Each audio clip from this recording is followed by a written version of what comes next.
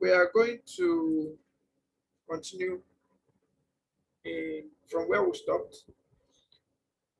Then we will look at proposals, and then I will upload a template of a proposal on the Google Classroom that we can all use. All right, I will upload a template that we can all use, and also I'm sure we all have these slides already. But like I said earlier in the morning, we are updating the slides. So after each of the classes, we'll upload the updated slide in the Google Classroom, right? So that we can all have access to it. Now, source selection criteria. How do we select qualified suppliers or qualified bidders or qualified contractors? Number one criteria is capability and capacity. The capability and capacity to deliver on the project. The next one is product cost and life cycle cost. All of these things need to be considered when we are bidding. And that means that we need to pay attention to ensuring that we understand the bidding process and also understand our competitors within the bidding process. And importantly, it's good you get to have a facilitator in-house who can help you with a direction on how your bidding should go. A facilitator will tell you what is obtainable and what is not obtainable. So a company or a ministry could be writing for a proposal, a company could be writing for a budget of 5 million and you're presenting a budget of 50 million. It is the role of the facilitator to tell you the 50 million you actually wrote is nice. Everything you wrote inside is nice, but those things are not the areas we are looking at now. This, and this area are what we're looking at. And the budget we have from our company is 5 million. So structure whatever thing you have to be around 5 million. That would be a catch-up point for you. So that's one of the things that facilitators should do. And then another source selection criteria is delivery dates. There is need to have a timeline, project timeline, to tell how the project will proceed. Then you have technical expertise and approach. This is very, very important. In bidding or in contract bidding, yes, one of the first things that we are much more interested in, after you might have said about the problem, right, is the technical bidding. Technical bidding. We have in bidding, we have the financial, we have the technical, and we have the management. Please, you can write that down. You can write that down. In bidding or in negotiation or in proposals, we have the management part of the bidding, we have the technical part of the bidding, and then we have the financial part of the bidding. Now, number one, before we now talk about any other thing, is technical. The expertise, the approach, the strategy, the methodology that you wish to use in addressing the problem. That's what the contractee want to see first. How well can you perform this job before we now come talking about your management, the people within your organization, and then talking about the financials. In most cases, we even talk about technical, financial before we talk about management. It is in the talking of the financial that most of will now bring about management. The people that will do this job, these are their requirements and all of that. So, but in most cases, technical is number one. That's your strategic approach, your technical expertise, your methodology. That's always number one. Then financial, number two. And then number three, management. All right. Then source criteria have the specific relevant experience. You cannot give out a project without documenting your relevant experience. Very, very important. A proposal is not a letter of introduction. Even your letter of introduction should have a capability statement that justifies how many years or the experiences you've had in that particular area you are applying for. So specific relevant experience. And that's why when we are doing anything, we pay attention to getting all the relevant documents. Even if you're going to do a contract of 10,000 naira and it is a formal listing, please get the award letter. After you're done, get the completion letter. Those will become your testimonials or things that will back up your relevant experiences that you will claim, right? Then another selection criteria is adequacy of the proposed approach and work plan in responding to the statement of work. It's always important that you don't just stop at giving the methodology, but also it's good you give the work plan on how it's going to be done. But most often, since it is the level of relationship that we established so far that will tell you the kind of scope strategy you use, whether you use work breakdown structure approach or use work breakdown structure by phase, work breakdown structure by work package, or work breakdown structure by deliverable. So that will determine the kind of the relationship you have already will determine the kind of work plan you will develop. And then always ensure that the proposed approach is adequate to the situation on ground. And then key staff's qualification, availability, and competence. This is very, very important. This is very, very important. When you are drafting a proposal, it's also important that you put up your, what do you call it? Your team. Your team. That's part of your OBA, so you need to put them there. The financial stability of the firm also will be considered by the organization that is awarding the contract. The management experience and the suitability of the knowledge transfer program, including training. So if you want to become a professional, as it were, please we always recommend that you try as much as you can to do train the trainers program suitable for the profession you want to go into. We have professional trainees, we have executive trainees, we have workshops where most often we do train the trainers program. So if you after you're done with your professional training, it's important that you try to get train the trainers workshop program and certification. That it is actually in the train the trainers program that we'll talk about transfer of knowledge or knowledge transfer programs. Right? All of the things you've been learning here, how do you transfer it to another person or to an organization? That is being done in the train the trainers program. And like I said in the last class, we are working to bring back our physical classes where we can take care of the train the trainers program. It's not as though we cannot do train the trainers program online, but it's good you come in class, practice all of the things you've been taught, let the person teaching you or facilitating, see how you're going to do it, and then correct you, coach and mentor. Most often, train the trainers program can last as far as 30 days. In some cases, it can be for 10 days. But for some of us that have already done the program, we are trying to find a way to make it 3 days so that we can also manage costs as they come by. So pay attention to that. And please note, the certification for train the trainers program is different from your professional certification. I think I took time to explain that last weekend. Okay, so if you have intention of becoming a training consultant in project management, please, it's good you have a train the trainer certification in project management, not only the professional certifications, right? All right, so all of those will also help in the source selection criteria. For international projects, evaluation criteria may include local content requirement. Local content requirement, for example, participation by nationals among proposed key staff. The specific criteria may be a numerical score, color code, or a written description of how well the seller satisfies the buying organization's needs.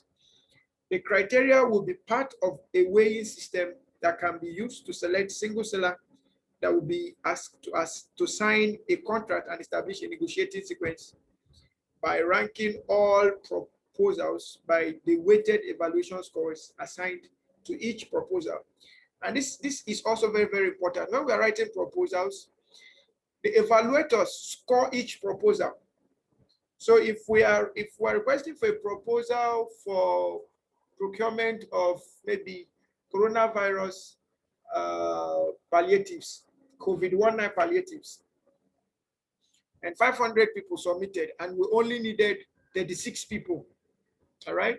There will be a score, and then there will be an acceptance limit for the scores and tolerance limits. Now, if out of the 500, 36 of them were able to meet acceptance criteria, then there is no need to look at tolerance limit and tolerance criteria and rejection. Rejection is not even considered.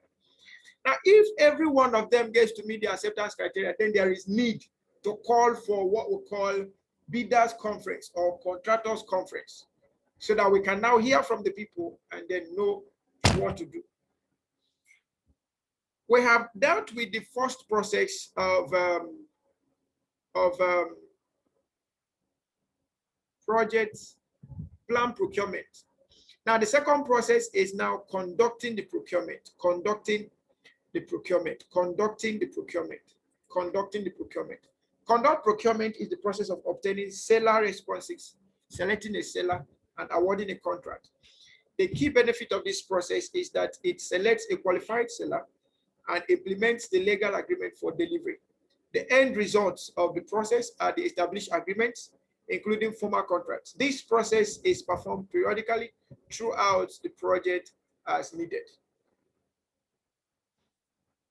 Now, on the inputs, we have the project management plan, where we have all of those things stated there as major requirements: scope management plan, requirement management plan, communications management plan, risk management plan, procurement management plan, configuration management plan, and cost baseline.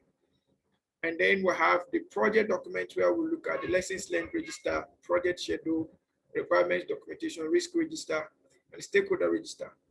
Then we have the procurement documentation, seller proposals, enterprise environmental factors, and organizational process assets. On the tools and technique, we have the expert judgment. Then we have advertising. We advertise for contracts for bidders to send in their proposals. Then we have the bidders conference. After we've selected the required proposals or the proposals that meet the conditions, we can now ask the bidders to come. Let's hear from them what they have to say. Then we have the data analysis, where we have proposal evaluation for the purpose of finding out which of the proposals meet with the requirement. Then we have the interpersonal and team skills, which is the negotiation. In negotiating, we all need to be very, very flexible. I said something some weeks ago when it comes to contract bidding and negotiation. Everything you do is important, and they can qualify or disqualify you. So we have to pay attention to that. Now, on the output, we have the selected sellers agreement, change request, project management plan updates, where we'll be updating the requirement management plan, quality management plan, communications management plan, risk management plan, procurement management plan, scope baseline, schedule baseline, and cost baseline. Then we'll have the project documents updates, where we'll be updating the lessons learned register, requirements documentation, requirements traceability matrix, resource calendars, risk register, stakeholder register, and then we'll have the organizational process assets updates. Now, when it comes to procurement or contract, you have to keep communication 24/7 with your stakeholders. Okay, at all levels, at all stages, communication must be strong. Okay, that is one of the ways to continually be in the mind of your stakeholders. Okay. Then we have the control procurement, which is the next process in project procurement management process. Control procurement is the process of managing procurement relationships, monitoring contract performance, and making changes and corrections as appropriate, and closing out contracts. The key benefit of this process is that it ensures that both the sellers and buyers' performance meets the project requirement according to the terms of the legal agreement. This process is performed throughout the project as needed. On the inputs, we have all of these documents needed. Okay, all of these documents here, they are needed for the input. So you can take your time and go through this document And then on the tools and technique, we have the claims administration, and then we have the data analytics. Remember, when you are carrying out a project, there are contingencies that may arise where you may need to claim some additional costs incurred or claim some other things. So that claims administration, most often done by the legal department. Then we have the data analysis, performance reviews, end value analysis, trend analysis. Then we have inspections and audits. Then on the output, we have closed project or closed procurement, work performance information, procurement documentation, update, change request, project management plan updates, where we'll be updating the risk management plan, project management plan, schedule baseline, and cost baseline. Then we also have output from the project documents update, where we'll be updating the lessons learned register, resource requirements, requirements traceability matrix, risk register, stakeholder register, and then we'll have the organizational process asset update. Please, I will request that every one of us take the time to go to Project Management Book of Knowledge and go through the procurement knowledge area completely. And if in the process of going through there are some things that you don't understand, please feel free to ask us. We'll be here to answer you any day, anytime.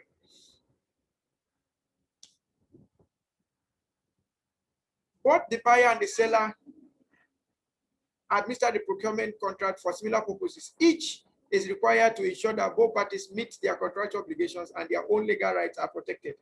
The legal nature of the relationship makes it imperative that the project management team is aware of the implications of actions taken when controlling any procurement. On larger projects with multiple providers, a key aspect of contract administration is managing communication among the various providers. Because of the legal aspect, many organizations treat contract administration as an organizational function that is separate from the project. While a procurement administrator may be on the project team, this individual typically reports to a supervisor from a different department. Control procurement includes application of the appropriate project management processes to the contractual relationships and integration of the outputs from these processes into the overall management of the project. This integration often occurs at multiple levels when there are multiple sellers and multiple products, services, and results involved. Administrative activities may include collection of data and managing project records, including maintenance of detailed records of physical and financial performance, and establishment of measurable procurement performance indicators, then refinement of procurement plans and schedules, set up for gathering, analyzing, and reporting procurement related project data, and preparation of periodic reports to the organization, monitoring the procurement environment so that implementation can be facilitated or adjustments made, and then payment of invoices. Now, quickly, for the sake of time, let's look at proposal writing. As a matter of fact, we are done with procurement, but let's look at proposal writing as just an add-on to this proposal writing. And I would like us to pay attention to this. I will really appreciate questions on proposals. However, I'm going to send a template of a detailed format for proposal that you can adopt for your own organization or for your own project. I will send that only in the Google Classroom, all right? So that you can download and then make use of it. The proposal, what do you call it now? The template we are sending is not from us. So when we send it to you, you see the whole thing there. We are adopting it because the organization from which we got it from is an international project management organization, all right? A project proposal is a document that outlines everything stakeholders need to know to initiate a project. Did you hear that? Did you hear that statement? A document, or it outlines everything stakeholders need to know to initiate a project. But when we say everything, we mean the relevant things that will persuade them to launch into such a project. All right. A project proposal outlines your project's core value proposition. That is, what is the problem and what is the solution majorly? What is the problem and what is the solution? Now, this is carefully telling us that proposals can be used for several cases. You can use proposal for solicited projects. You can use proposals for unsolicited projects. You can use proposals for continuation, project continuation. You can use proposals for supplementary. You can use proposals to seek for funding and all of that. Okay. It sells value to both internal and external stakeholders. The intent of the proposal is to grab stakeholder and project sponsor attention. Once you have people's attention, the next step is getting them excited about the project. If you get the attention, then you must keep communication to get them excited about the project. Very, very important. Very, very important. All right.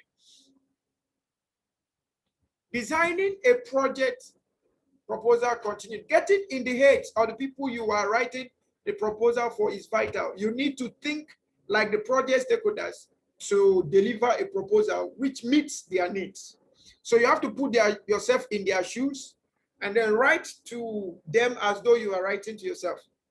Questions to consider when writing a project proposal. There are several key operational and strategic questions to consider, including the triple constraint. How can we address the triple constraint of scope, schedule, and cost? How can we address them? The question of the core problem. What is the core problem we are trying to solve? Yes, you have received a project statement of work, but sometimes what stakeholders tell you that is the problem is not really the problem. That's where project analysis will have to come to play. And also, apart from project analysis, you may have to do some sort of organizational analysis and environmental analysis to find what the real problem is, so that you will not just be talking like every other bidder. You have more facts and figures to drive home why you should be the person to be considered for the project. Then you have the resources. What resources will be available? Okay, what resources do you need to carry out the project? All of this needs to be considered. Then the timeline. What timeline are we working within? Every project needs to have a timeline, because we say project have start and finish time. So every project must have a timeline, when it's beginning and when it's ending, or perhaps a duration. As soon as we kickstart, we already have a timeline of when it's starting and when it's finishing. Then budget. What budget do we have to work with? Does this affect our goal setting? Strategic goals. What are the strategic goals of our client, and how does our proposal align with those goals? Please, I will say something on these strategic goals, and I will need you to listen. When it comes to strategic goals, organizations are basically aligning project objectives to corporate objectives. Project objectives to corporate. That's where we need the requirement traceability matrix to be able to match project objectives to business objectives or vice versa. All right. Now, strategic objectives sometimes could be on that the organization is looking for relationships. They are looking for business sustainability approaches. So you have to find out what they are up to. Is it sustainability? Is it just quality and excellence? Is it a one-time contract or what have you? What you find out as their goals will help you know how to go about with your proposal. All right. Okay. Then also look at responsible parties. Who are the people responsible for the project? What are their goals and motivations? You need to find the stakeholders involved. Then client benefit. How will the client benefit from the completion of our project? What is their primary goal? Then you have the project deliverables and success. How will success of the project be measured? What deliverables do our stakeholders expect to see at the closure? All of this need to be answered in developing a proposal, project proposal. Now, what are the elements of a project proposal? I will do this very fast. You have the executive summary, you have the history or background.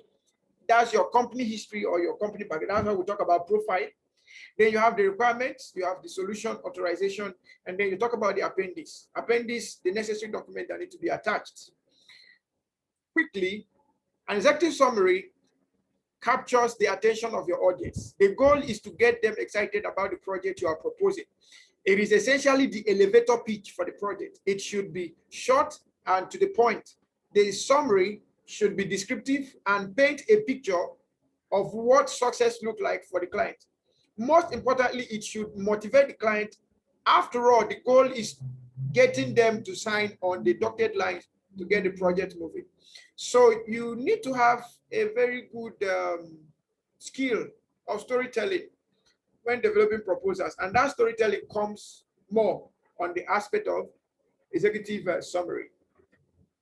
History, the history or the background. The history section outlines previously successful projects you've done. It also outlines those that could have run more smoothly.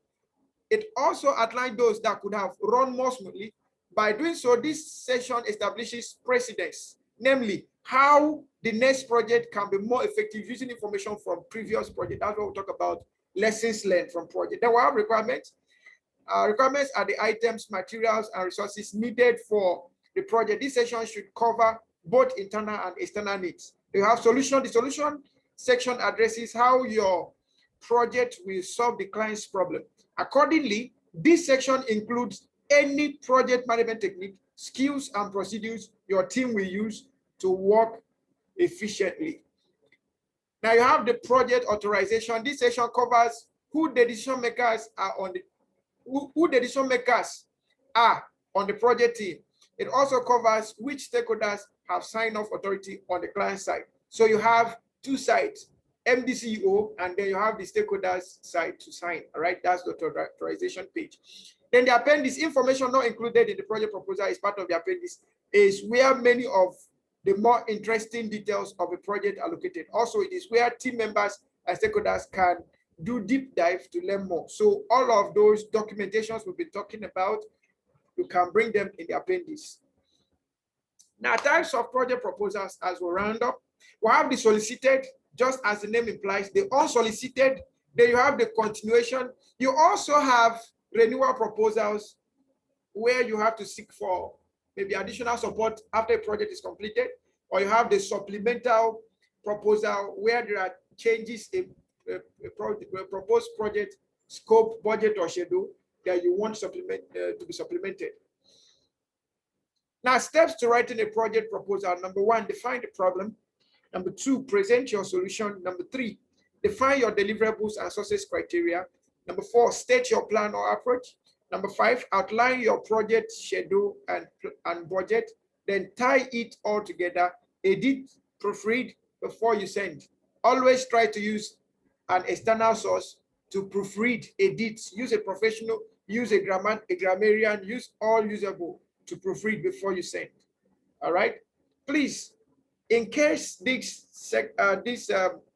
platform logs us off abruptly, please, we need to come back to complete this particular section. All right, I've already been given a warning, so in case it logs us off, please, let's just use the same link and come back to the class. All right, now, things to consider before writing a proposal for a project. You need to consider your audience. Who are the decision makers? How knowledgeable are they about the project? Do they know the systems in questions for the project and all of the processes? You need to write to the audience so that you are writing to the right people. Then also potential pitfalls. Before you write a project, consider the potential pitfalls and see how you can deal with them. All right. Remember, you're not the only one in the face of the organization. There are other competitors. So find out all of the potential pitfalls and deal with them before they deal with you. Then the data and research. Please make sure you provide enough facts and figures for the project so that stakeholders can have enough information to brood upon to make their decisions. And make sure you have quality data. That will be a function of quality research. Then also your methodology should be sufficient enough for the project you are proposing. All right. In conclusion, project procurement management can be simple or complex dependent on the project at hand.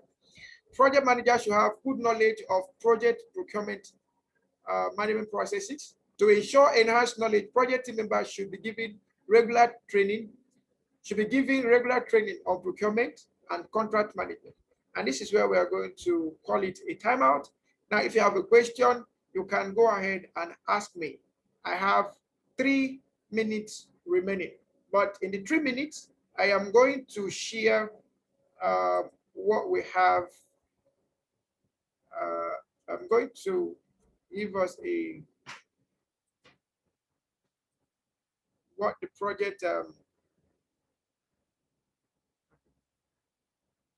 the project proposal looks like. I'm trying to get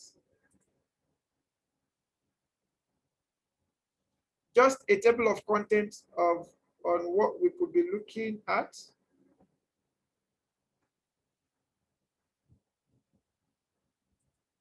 When you're writing a proposal,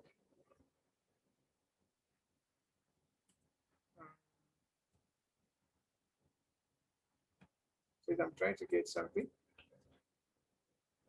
Okay, if there is a question, please feel free to drop in the chat room. I will answer that while I'm trying to get what I want to show us.